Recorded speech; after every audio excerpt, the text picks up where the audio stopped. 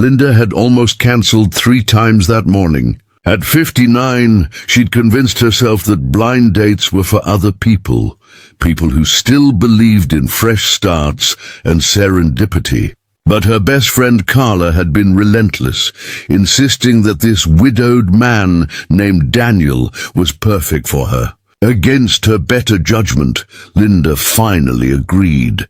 She arrived at the small café 15 minutes early, her hands trembling slightly as she smoothed her navy coat. Outside, snowflakes drifted softly through the December air, settling like powdered sugar on the windowsill. Inside, the place smelled of espresso and cinnamon rolls, a scent that carried her back to Christmas mornings long ago.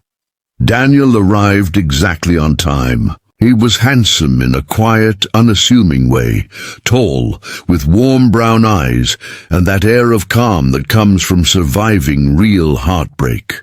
His salt and pepper hair suited him, and when he smiled, there were lines at the corners of his eyes that only made him look more genuine.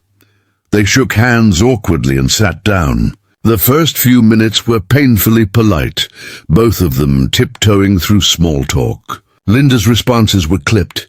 Her guard was firmly in place. Daniel seemed distracted, glancing at his watch twice in the first 20 minutes. It felt like 2 weary hearts trying to perform a ritual neither believed in anymore. Linda stirred her tea slowly, thinking of excuses to leave. Daniel talked about his work as a landscape designer, but his words felt hollow. This was a mistake, Linda thought. She should have trusted her instincts. Then everything changed. The cafe door opened with a cheerful chime, and a little girl burst in, her curls bouncing beneath a red knitted hat. She couldn't have been more than 6, her cheeks rosy from the cold, her mittens dusted with snow. Behind her, a flustered teenage babysitter hurried to catch up, mumbling apologies to the barista. The child scanned the room with fierce determination until her gaze landed on their table. Her face lit up like she'd just discovered something magical. She ran straight to Linda, ignoring her father completely. "You're her," the little girl whispered, eyes wide. "You're the lady from Daddy's story." Linda blinked, confused. Daniel froze, his coffee cup suspended midair. "Leela, sweetheart," he began, but the girl had already climbed into the chair beside Linda, studying her with serious fascination. "You have kind eyes," Lila said matter-of-factly, "just like Daddy said. And you're wearing blue, like the lady who helped the lost boy at the winter fair." The babysitter began apologizing breathlessly, explaining that there'd been a mix-up with pickup times. She'd brought Lila here because it was the emergency address Daniel had left. Daniel looked mortified, about to get up. But Linda found herself smiling, really smiling for the first time that day. "What story is this?" she asked gently. Lila's face glowed with excitement. "Daddy tells it every night before bed, about when he was little and got lost at the winter festival. A nice lady in a blue coat stayed with him by the ice rink until his parents came. She bought him cocoa with extra marshmallows and sang him songs so he wouldn't cry."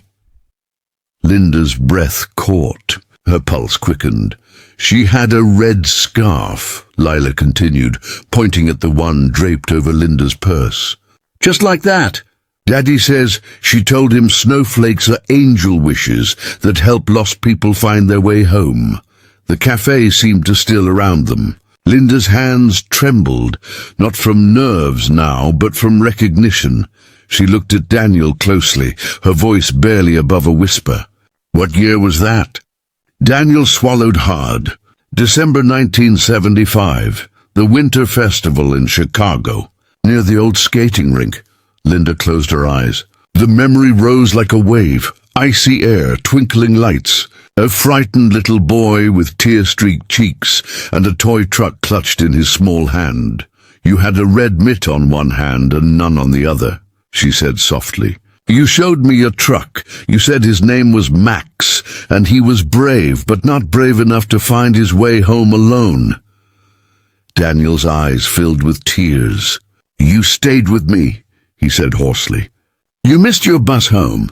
You told me stories about the stars, how they were the lamps heaven leaves on, so no one gets too lost in the dark." Lila beamed, looking between them. "I knew it was you.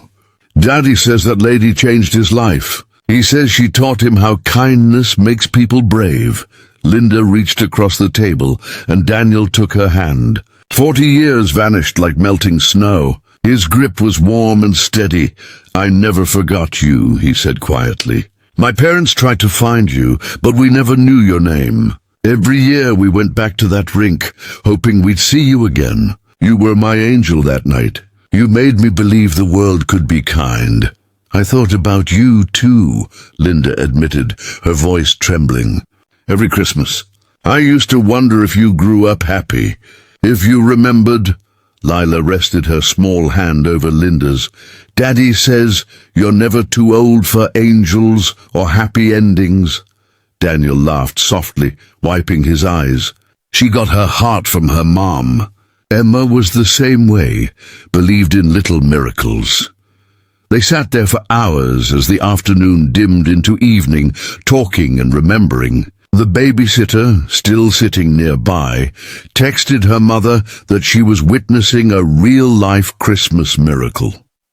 Linda learned that Daniel's wife had passed away 2 years earlier, and that he'd raised Lila with the same warmth a stranger had once shown him. Daniel learned that Linda had never married, that she'd spent her life as a schoolteacher, helping children believe in themselves, the same way she once helped a scared little boy believe he wasn't alone. By the time they stood to leave, the snow had blanketed the streets in soft white silence. Lila held both their hands, skipping between them. "Will you come to our house for Christmas?" she asked Linda, her blue eyes shining. "Daddy always leaves an extra chair at dinner for the lady from the story, just in case she ever finds us." Linda looked at Daniel, who smiled with quiet hope. "I'd love that," she said, her heart swelling with something she hadn't felt in years. Sometimes the smallest kindnesses echo through time in ways we can't imagine. Sometimes a good deed we forget becomes the miracle someone else carries forever. And sometimes, when we think our story is over, life reminds us it was only waiting for the next chapter. Linda had thought she was too old for love. What she found was that she was exactly the right age for a miracle.